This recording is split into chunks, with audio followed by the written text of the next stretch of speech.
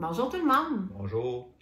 Maxime et moi, on voulait vous faire une petite vidéo aujourd'hui en ce temps de confinement et en ce temps de grande confusion. Donc, on a du temps, on a fait des recherches, OK? Donc là, je mentionne vraiment recherche parce que tout ce qu'on va vous parler aujourd'hui, bien, vous pouvez le trouver sur Internet.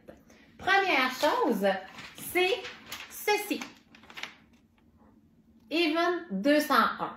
Donc, qu'est-ce que c'est? Je laisse la place à Maxime. Oui, l'événement 201, là, on a fait des recherches sur Internet et puis on est tombé là-dessus. Dans le fond, l'événement 201, c'est un exercice pandémique qui a été fait le 18 octobre dernier à New York avec 3 partenaires, dont le premier, c'est la fondation Bill and Melinda Gates, que tout le monde connaît pas mal dans ces temps-ci. Qui veulent vacciner la Terre au complet. Le deuxième, c'est le Johns Hopkins Center for Health and Security. Ça, c'est un laboratoire pour faire des vaccins, on s'imagine. Et le troisième, c'est le World Economic Forum. Bon, en gros, là, c'est ça, là, il y a eu un exercice de simulation qui a été fait s'il y a une pandémie qui éclaterait mondialement. Bon. Fait que ça commence comme suit. Ça dit qu'il y a un coronavirus de cause animale qui s'est transmis à l'homme. Comme il nous a été dit là, dans les médias, là, une chauve-souris à Wuhan, en Chine, qui a été transmis à l'homme. Ça aurait commencé comme ça. Bon. Après ça, tout ça conduit à une grande pandémie semblable au SRAS, mais que c'est plus contagieux et transmissible par des personnes asymptomatiques. Bon. Ensuite de ça, les premiers mois de la pandémie, ça augmente rapidement, doublant chaque semaine. À mesure qu'on mesure... À mesure que les cas, tu veux dire. Ouais, c'est ça. Les cas augmentent. À mesure que les cas et les décès s'accumulent, les conséquences économiques et sociales deviennent de plus en plus graves. Le scénario se termine à 18 mois et il n'y a pas de vaccin disponible dans la première année. Donc, on se souvient que Justin Trudeau nous avait parlé de ça aussi en début de confinement. Il a même dit pas de vaccin ou pas de déconfinement avant 18 mois. En tout cas, pas de retour à la normale avant 18 mois. Ouais. Ça nous avait été dit. Oui, c'est ça qui avait été dit. Là, ensuite de ça, quand tu te promènes sur le site, tu vois, eux autres, ils ont des étapes à suivre en cas de pandémie. Là. Tu cliques sur recommandations et puis tu as 7 étapes qui suivent. Là. Je ne les nommerai pas toutes. Si vous voulez vraiment toutes les voir, allez sur le site. Je vais vous énumérer la 7e. Je trouvais que c'était bon, qu'est-ce que ça disait. En gros, qu'est-ce qui a été dit? Ça dit les gouvernements et le secteur privé devraient accorder une priorité à l'élaboration de méthodes de lutte contre les erreurs et la désinformation avant la deuxième vague. Donc, les gouvernements devraient s'associer aux médias pour lutter contre la désinformation. Ensuite de ça, et puis ils disent que la santé publique devrait travailler en étroite collaboration avec l'OMS pour créer et diffuser rapidement des messages de santé cohérents pour rassurer la population. Ça, je pense qu'ils réussissent pas trop la cohérence, l'OMS, mais c'est pas grave. Oui, les fameux points de presse, là, c'est mêlant pas mal. Il y a de la confusion pas mal là, de ce temps-ci. Moi, après ça, après avoir été un peu regardée là, avec Maxime au niveau de l'Even 201, je me suis intéressée à un des 3 partenaires. Pas Bill et Melinda Gates, ça je suis tannée, ça me donne mal au cœur. Mal au cœur. Le laboratoire non plus, il n'y avait pas grand-chose à aller chercher. Mais ce que j'ai beaucoup aimé, c'est ça, ici. Donc, je suis allée chercher des informations. Puis, Wikipédia, Wikipédia, si vous rentrez ça, donc vous allez avoir plein d'informations intéressantes. Ce que c'est dit, c'est que c'est une fondation qui s'est donnée comme mission d'améliorer l'état du monde. Oh. Le financement de la fondation est assuré par 1000 entreprises membres. OK. Donc, si moi, disons que je veux être une entreprise membre pour être dans cette fondation-là, eh bien, je dois réaliser un chiffre d'affaires minimum de 5 milliards par année. Pour être membre aussi, je dois verser à la fondation chaque année 50 000 $, juste pour avoir mon nom sur la fondation. Donc, si on fait 50 000 fois 1000, ça donne 50 millions. OK? Donc, à la fin janvier, de chaque année, OK, il y a un rassemblement annuel. Donc, ils se réunissent les PDG des 1000 entreprises, des responsables politiques, des chefs religieux et puis de nombreux médias. Il y a même aussi 500 journalistes du monde entier qui participent à la réunion. Donc, c'est environ 2200 personnes qui assistent à l'événement. C'est un événement de 5 jours, puis au cours duquel, ils discutent des conflits internationaux, de la pauvreté, puis des problèmes environnementaux, et puis ils tentent, là, sur leur fortune, de trouver des solutions. Oui, ça, c'est tous des millionnaires là, qui se rencontrent ensemble. C'est ça. Donc, ce forum économique-là, il s'appelle Forum de Davos. Il l'appelle souvent comme ça parce que c'est à Davos qu'ils se rencontrent annuellement. C'est dans les Alpes, en Suisse. Et puis là, je suis allée taper ça. Forum de Davos.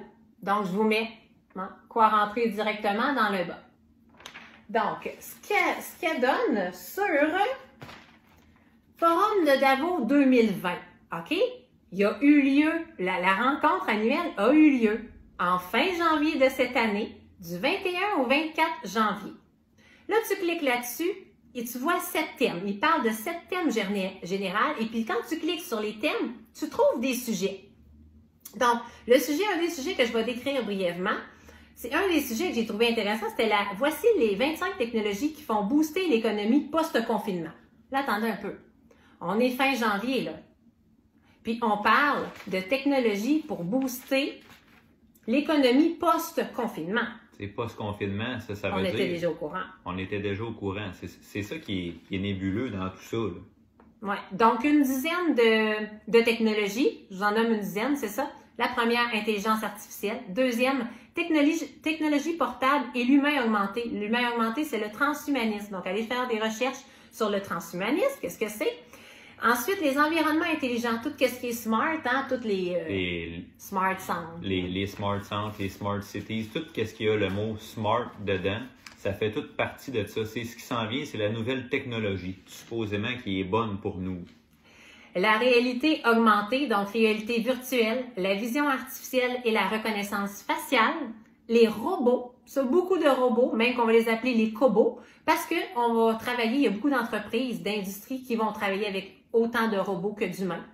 Les véhicules autonomes, la 5G, les drones et les véhicules aériens sans pilote et la nanotechnologie. Ça, c'est 10 points. Donc, si vous voulez aller chercher les 15 autres, allez-y. Je vous donne aussi ce qui s'est jasé. Donc, dans les grandes lignes, les sujets qui ont été discutés. Là, je vous rappelle que c'était supposé être pour la pauvreté, pour les problèmes environnementaux. OK, donc, excusez, le chien est en train de vomir en arrière en même temps. Donc, je vous donne, OK? Il y a 6 conseils pour organiser de meilleures réunions en visioconférence. Un autre. Qui seront les gagnants dans une économie post-pandémique? Un autre. Une machine peut-elle penser? Comment survivre au confinement COVID-19 avec un nouveau-né? L'intelligence artificielle peut aider à résoudre la crise COVID-19. 4 façons dont le COVID-19 pourrait changer votre façon d'éduquer les générations futures. L'impact du confinement sur les achats en ligne. Voilà à quoi ressemblera les concurrences entre les entreprises dans les années 2020. Blablabla, blablabla. Donc, toute cette rencontre-là, en Suisse, était pour parler de confinement, de COVID-19 et d'intelligence artificielle. Donc, c'était déjà prévu. Oui, c'est ça qui arrive. C'est très bizarre. Parce qu'ils nous disent que c'était pas prévu, ça n'a pas été causé par l'homme, c'était une cause naturelle, mais ils ont déjà toutes les mesures nécessaires d'établi. C'est déjà tout là, mis en place, là, puis... Ils suivent leur plan, là. Ils suivent leur plan à la lettre. Et puis, en fait, ce qu'on peut réaliser aussi, c'est que si on adhère à ça, il y en a qui vont adhérer. Si on adhère à toute cette technologie-là, bien, cette technologie détruit l'environnement, détruit le monde du vivant, détruit notre planète. Donc, est-ce que c'est ça qu'on veut? Ou justement, on veut revenir aux sources, à un monde meilleur, à un monde respectueux de la nature, respectueux du vivant? Oui, parce qu'avec le confinement, justement, ça nous empêche de voir nos proches, puis on a hâte de les voir. Mais si on a hâte de les voir, il ne faut pas adhérer à toutes ces choses-là qui s'en viennent. Parce que tout ça, là, oui, ça va déshumaniser tout le monde. Oui, puis justement, j'ai trouvé des endroits où qui parlent de la psychologie, qui parlent des impacts du confinement, qui parlent comment les médias peuvent nous influencer dans notre confinement, comment ils peuvent nous jouer là, dans le cerveau. Tout est là. Je vous le dis, faites des recherches, tout est là, tout est écrit. OK? Donc, c'est hyper impressionnant. C'est un petit peu traumatisant hein, de constater ça, mais je crois qu'il est encore temps de se relever et puis de dire non. Mais pour ça, il faut accepter de recevoir l'information, de recevoir la connaissance, OK? C'est pas de la merde, là. C'est pas de la merde, c'est pas de la conspiration. C'est pas des théories du complot, là. On est tous allés chercher ça sur Internet, sur leur site Internet à eux. Exactement. Fait que on vous invite à faire vos propres recherches. Si vous voulez en savoir plus, ben, je peux vous le remontrer, là. Ça, OK? Et puis le Even 201. OK? Oui, vous rentrez ça sur Google. Exact. Puis soyez curieux.